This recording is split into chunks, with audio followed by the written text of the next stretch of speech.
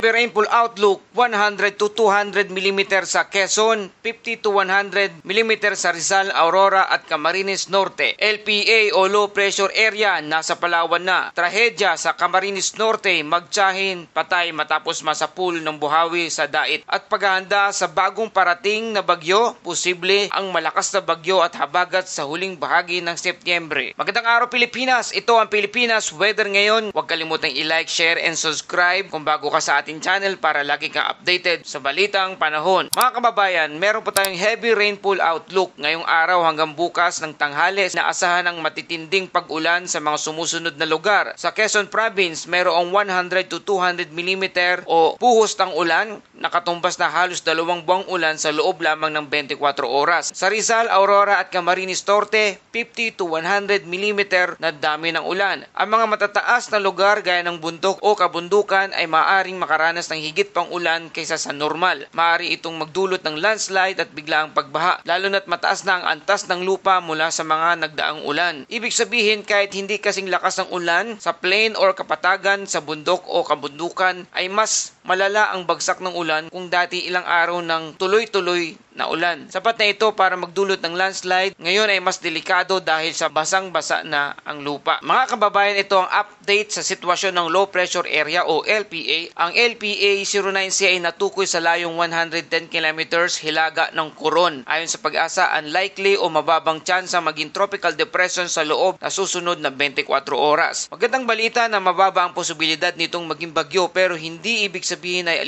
ligtas na agad. Tuloy-tuloy pa rin ang dami ng ulan na dala nito at mas kailangan nating bantayan dahil mas mabilis kumitil ng buhay ang flash flood kaysa sa hangin ng bagyo. Samantala, insidente sa Camarines Norte, tornado outbreak. Isang buhawi na nanansala kaninang alas 6 ng umaga sa Fairview 2, Barangay Magang, Dait, Camarines Norte. Sa kasamaang palad, 2 buhay ang nawala. Isang lola at kanyang 13 anyos na pamangkin matapos mabagsakan ng malaking puno at iba pang kabahayan.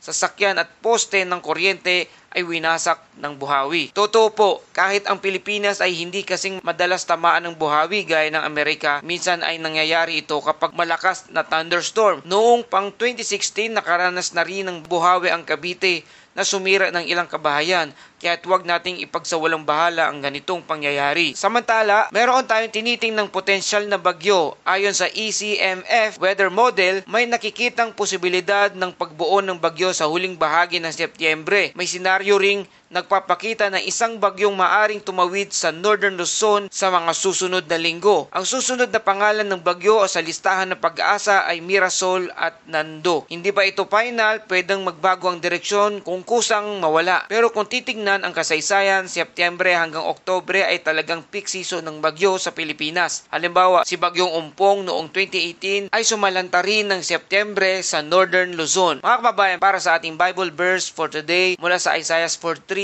kung kapag dumaan ka sa malaking tubig, ako'y kasama mo at kapag sa mga ilog, hindi ka matatangay. Yan ang ating update sa panahon ngayong araw. Maraming salamat sa patuloy na pagtutok dito sa Pilipinas Weather ngayon. Huwag kalimutang i-like, share and subscribe para lagi kang updated sa panahon. Ito ang Pilipinas Weather ngayon na lagi nagpapaalala, mag-ihanda, mag-i-alerto, ingat tayong lahat.